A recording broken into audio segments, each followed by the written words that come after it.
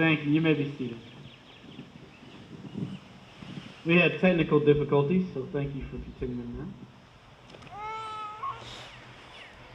that. So, for the kids, if you look all around you, particularly that tree above my family, what do you see there? What's all over the dogwood tree there? Those are blooms, right? You see all the flowers and everything that bloom? What is that? What are those blooms? What do they usually show you? What do they usually help you to see? The beauty of God's creation, right? You look at these beautiful blooms that bloom here in the spring, and you see God's creation. You see the way that God has designed so much. You see the way that God has set so many things up. And so what we have bumblebees and honeybees, and they take the pollen off the trees and off the flowers. And they pollinate, they make more trees and more flowers, and you see more of this amazing creation that God has done. You see more of these amazing things that God has done for us. And what does it remind you of when you see the beauty of what God has created? What does that show you about God? It shows you how much He loves us, right? He loves us so much that He set everything up for our enjoyment. That's why the blooms are so beautiful. That's why dogwoods are so pretty. It's why everything around us always is so amazing. Because God set it up for us. God set it up for us to be amazed, for us to have joy, for us to know His love. And the reason He's done that is God uses all of His creation to help us to know His love for us. To help us understand the joy He wants us to have. So always remember, when you look all around you and you see these blooms, you see the beautiful flowers, you see all these things God has created, always remember that He loves us. Let's pray. Dear God, thank you for this creation that's all around us. Thank you for your love and your wonderful blessings. Help us always to know your love for us. In Jesus' name, amen.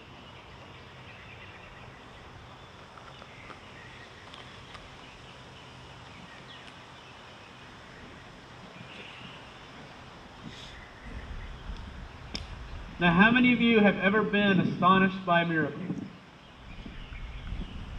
Many of you here have. Good. Y'all got to experience something that has happened in your life, or in the life of someone else that you know that you have no explanation for. It occurred in such a way that you were just taken aback, that you were just amazed, that you were shocked, that you couldn't believe it actually happened. Many times we have to ask someone else, did you experience that too? Do you remember when this happened? Did you remember what that was like?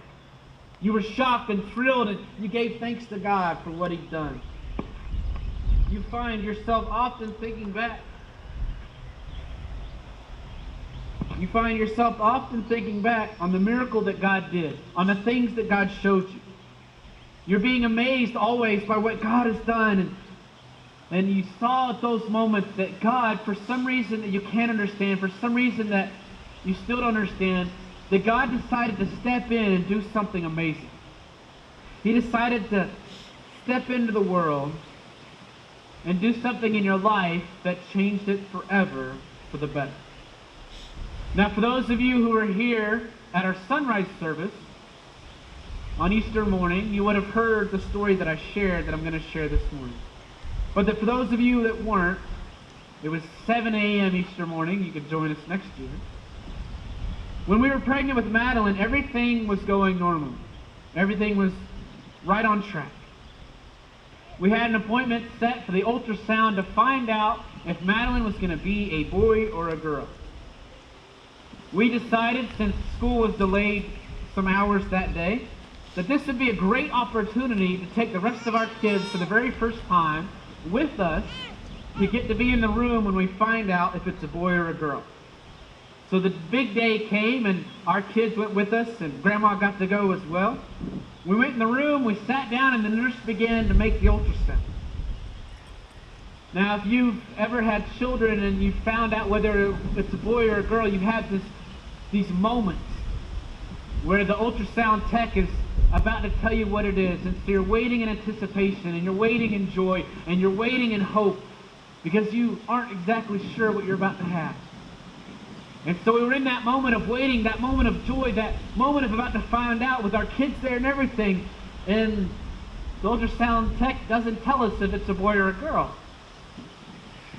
So we're sitting there, and instead she says, well, I'm going to have to go get the doctor. And then she suggested us taking the other kids and having them leave with Grandma. And so it was really strange. Now this was her reaction, and so it began to make us really nervous. So Grandma took the kids to the other room, and they went on to school, and the doctor came in with a lady who does ultrasounds, and, you know, being the conversational way that I am, before she had left, before she had really got into the ultrasound, I had kind of asked about how many ultrasounds she'd done and what it had been like, and she was telling us she'd been doing it for all these years, and she had done over 50,000 ultrasounds. 50,000 ultrasounds is how many she's done. So she comes back in, and she brings the doctor with her, and we started to talk about what they'd seen on the ultrasound. And the doctor sat in there with us, and she said, well, she'd possibly seen several things wrong with our baby. So first of all, they saw something that was called a diaphragmatic hernia. According to CDC's website, a diaphragmatic hernia is a birth defect where there's a hole in the diaphragm. Organs in the abdomen, such as intestines, the stomach, the liver, can move through the hole in the diaphragm and upwards into a baby's chest. Babies with this birth defect, when the birth is something I heard for the very first time, where she said, if the birth is vital, probably will likely have a shorter lifespan and many physical problems throughout their lives. In addition, the ultrasound tech had discovered a tumor at the base of our baby's spine, adding to her problems. Remember, 50,000 of these things she's done. She also saw that our baby likely had clubfoot. Now, the clubfoot part of it I could handle. My brother had clubfoot at birth, and they put him in a cast for a while, and he healed up fine. You can't even tell he ever had it today. 50,000 of these ultrasounds. So filled with concern for us and this diagnosis that they'd given us, they then scheduled us with the high risk in downtown Chattanooga. And they were so concerned with what they saw that they scheduled us that very day. So we headed down to downtown Chattanooga to get a more focused and detailed diagnosis and to learn what we would need to do next. We ate what lunch we could and headed down there. We waited in the waiting room and waited in the waiting room until it became our turn. You can imagine how that wait must have felt. The ultrasound, we went into the ultrasound room, we're filled with concern, we're filled with worry, we're filled with wondering how much our lives are going to change, how much we're going to need to learn more about these problems that our baby may have. So much we're going to need to learn about what we're going to be doing for her in the future, if she survives. So after a few minutes of doing the ultrasound tech didn't say anything to us. She left the room and brought the doctor back in, the high-risk doctor. And as she brought the high-risk doctor in, she also brought a med student with her, and they asked if the med student could sit in while they go over things with us, and we said that'd be fine. The doctor sits down and then says, as she looked at the ultrasound, it found absolutely nothing wrong with our baby. No diaphragmatic hernia, no tumor at the spine, no clubfoot. Remember, the lady in the morning had done over 50,000 of these things. So she couldn't have missed something that bad. Of course, we both bust out crying, and I looked at the med student and I said, well, looks like you picked the right room to be in this morning. We left that day filled with joy and hope. We left knowing that we were going to have a girl. We did figure out that it was going to be a girl. We did see on the ultrasound pictures that it was going to be a girl. We left being relieved because of the miracle that God had decided to do in our lives that day. Now, as you know, Madeline is healthy and happy. She's walking 3 steps now. She just turned a year old. She didn't even have clubfoot when she was born. In the same way that we were astonished by that miracle and that she's a walking miracle, the people in the scriptures today are astonished by the miracle they witnessed as well. They had seen the man who had been born lame, who had been begging outside that gate called Beautiful for so many years. They saw that he was healed. They saw that he could run and jump. They saw that he could dance. They saw this miracle before their very eyes. And just like our family, they were astonished. They came to hear what Peter and John had to say about Jesus. And through their astonishment about this miracle, they were curious. They wanted to know more. They came to find out about this Jesus that John and Peter had been talking about.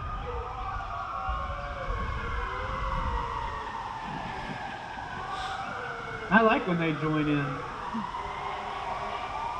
The scriptures tell us today that the number of people who grew to about 5,000, up from 2,000, who were saved on the day of Pentecost. So if you remember, that's so many more thousands of people being saved because of the things going on here in the scriptures today. Because they had this opportunity to do such an amazing miracle in the life of this beggar that held all the curiosity of the people to come and hear more about what John and Peter would say about this Jesus, and thousands more were saved. Being fear the number of converts, the rulers, the elders, and the teachers of law who opposed John and Peter and the miracles they are performing were upset. They were fully against the teaching that Jesus Christ can rise from the dead and can save us from their sins. So they bring John and Peter before them, and they began to question them. Now, Peter and John had a choice to make. They could choose whether they were going to cower in the corner, whether they were going to be afraid, whether they were going to be scared of what was going to happen, or they could choose to stand up and to tell everything that Jesus Christ meant to them.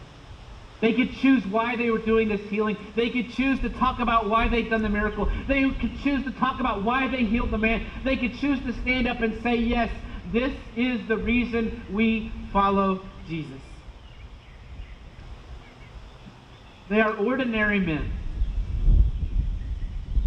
And those who are accosting them take note that these men had indeed been with Jesus. They saw courage lived out in their lives.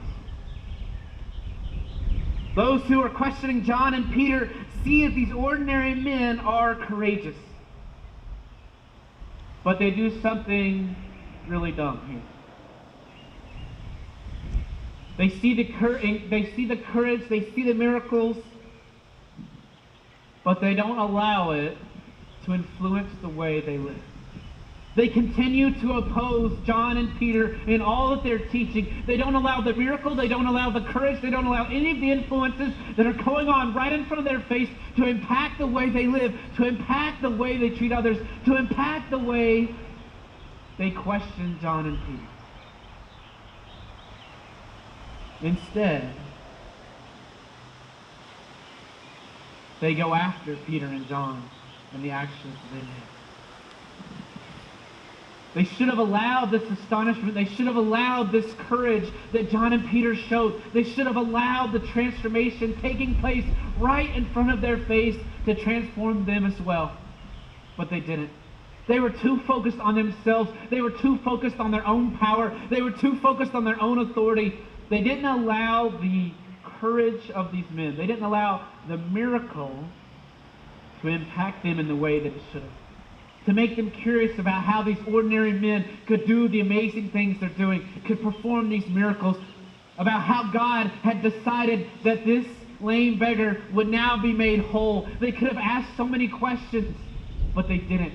They focused on themselves, and instead of becoming followers of Jesus, instead of living in such a way that their hearts could be transformed, they went after them, much to their own detriment. They missed everything behind the heels, and instead focused on their own power. You see, when we experienced Madeline's healing, we grew closer as a family, and we grew closer in our faith in Jesus. We gave thanks to God, and then we allowed the astonishment we had to experiencing this miracle for ourselves to transform us in such a way that we were even closer to God than we had been before. Just like the disciples, we felt like we were ordinary people who attempted to live with great courage because of what God had done for us. This great courage that empowered us to the miracle we experienced. And in the same way, for those who experienced the miracle in the scriptures today, they were a part of the 5,000 people who were saved. You see, John and Peter were ordinary men. They were so ordinary, in fact, that it made people curious. It made people want to know more about this Jesus, more about this healing power that was at work right in front of them, more about everything going on that they wanted to know about. John and Peter were courageous enough to ignore the warnings of the Sanhedrin. They continued to spread the news of what Jesus had done on the cross. They didn't allow what they'd done, they didn't allow what the Sanhedrin was trying to do to dissuade them from doing what they knew they must do. Teach others about Jesus. Continue to work miracles. Continue to transform hearts and lives in the name of God. They'd experienced so many miracles right in front of them. Their astonishment in the power of Jesus Christ transformed the way they lived every day. They were ordinary men who had seen the love of God at work, and they were never the same. They were ordinary men who had experienced miracles and then, through that, lived courageously in their faith every day afterward, proclaiming the message of the good news of Jesus Christ and His saving power. Regardless of what ramifications they would face, they knew they had to share God's love because the way that they experienced miracles for themselves, for the way that they witnessed Jesus' power at work, for the way their hearts were transformed in their own lives. They were ordinary men who became extraordinary through their courageous actions, following their experience with Jesus. Through their courage, they were able to tell many thousands of people about what Jesus had done for them. Because they were courageous enough to live every day for Jesus, regardless of the consequences. Thousands of lives were forever changed. From then on, they went courageously into the world, proclaiming God's saving love for everyone. They were transformed by the power of Jesus, and they knew that they could never be the same again. When questioned about the healing that took place in the life of the lame beggar, these ordinary men used this opportunity as an opportunity to talk about the love of God. They were courageous enough to spread the message of the good news regardless of the consequences that would take place in their lives. Now, if y'all remember, these are changed men. When we saw them before, they were scared. After Jesus had been tortured and put on the cross, they were hiding in the upper room. They had gone back to the lives they lived before. They were scared to share the message of the good news. But after the resurrection, after the appearances, after Jesus had them touch His hands, they were forever changed. They were forever courageous. They were forever different men. And right here is a perfect example. They stood up in front of the Sanhedrin, proclaimed exactly why they did the healing that they did, exactly why the miracles that they worked, exactly where the power that they had came from, and thousands more people were saved. The number going from 2,000 to 5,000. I don't want you to think about that. From this one miraculous event, this one healing of the lame beggar, 3,000 more people were saved. Because John and Peter were bold and courageous enough to allow what they knew to be true to change them and to lead them out in the world, to transform the world forever through Jesus Christ. That's the movement that we're part of. That's the courage that we can live with. That's the number of people whose lives can be transformed when we follow Jesus, when we allow that power to enable us to be courageous, to go out into our world and to tell everyone about the God that loves us, to tell everyone about the God that died for us and rose from the grave, to tell everyone about what Easter means to us, why we join together to worship and to give praise to God and to give thanks to God because of his love for us. Ordinary men. Ordinary men. Courageous actions. It's not who they are that transforms anybody's life. They're just like us. But it's the way that God worked through them. The way that God did miracles, the way that God transformed through them, the way that they were bold and courageous enough to share the message that thousands and thousands more were saved. Then it was through their courage, it was through the way that God used them that thousands of years later, we're still worshiping the same God today, who does the same miracles in our lives today, who makes us courageous in this world today to tell people about the God that we love, about the God that loves us. Ordinary men, courageous actions transform the world. Ordinary people, courageous actions transform the world. Let's be a part of that movement today.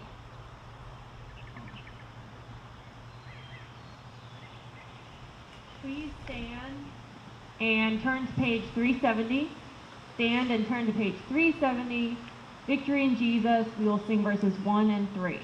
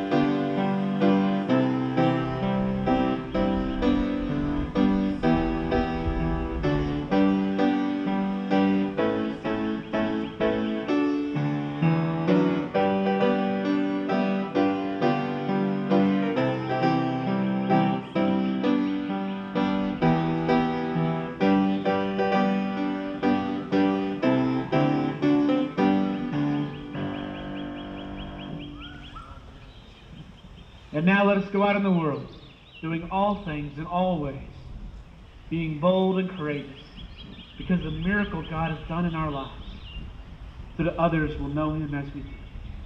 Amen.